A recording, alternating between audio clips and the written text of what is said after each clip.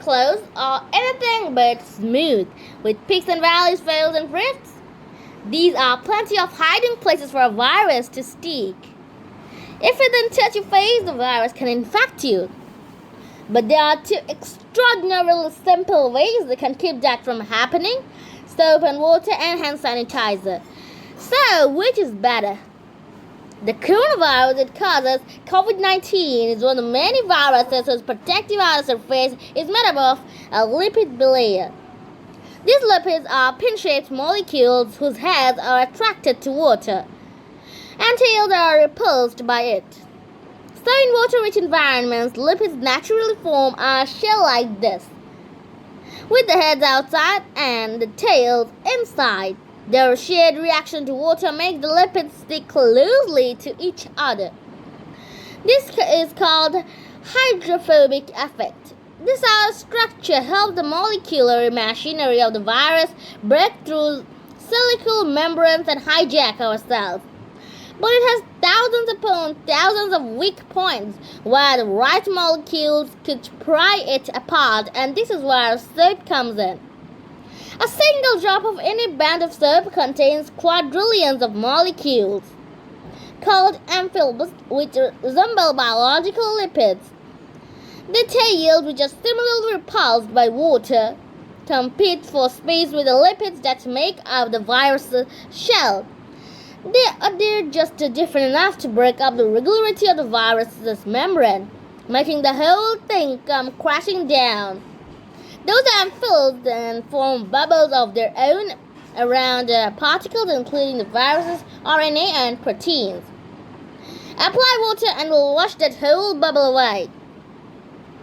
And a hand sanitizer looks less like a crowbar and more likely an earthquake. When you surround the coronavirus with water, the hydrophobic effect gives the bonds within the membrane their strength. The same effect also holds the big proteins that form coronavirus spikes in place and in shape that enables them to infect your cells. If you dry the virus out in air, it keeps its stability, but now surrounded with the hand sanitizer concentration of an alcohol, like the N-ethanol or isopropanol found in most hand sanitizers, this makes the hydrophobic effect disappear and gives the molecules room to move around. The chemical effect is like removing all the nails and moisture from a house and then hitting it with the earthquake. The cell's membrane collapses and those spike proteins crumble. In either method, the actual process of destroying the coronavirus happens in just a second or two.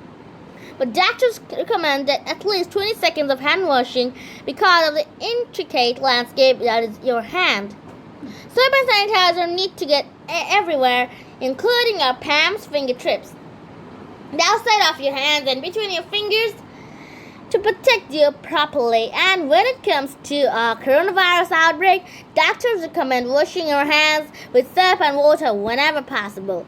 Even though both approaches are similarly effective at killing the virus, soap and water has two benefits. First, it washes away any dirty which could otherwise hide virus particles. But more importantly, it's simply easier to fully over your hands with soap and water for 20 seconds. Of course, hand sanitizer is more convenient to use on the go. In the absence of thinking, you use the sanitizer as thoroughly as possible and rub your hands together until they are dry. Unfortunately, there are billions of people who don't have access to clean drinking water, which is a huge problem at any time, but especially during an outbreak.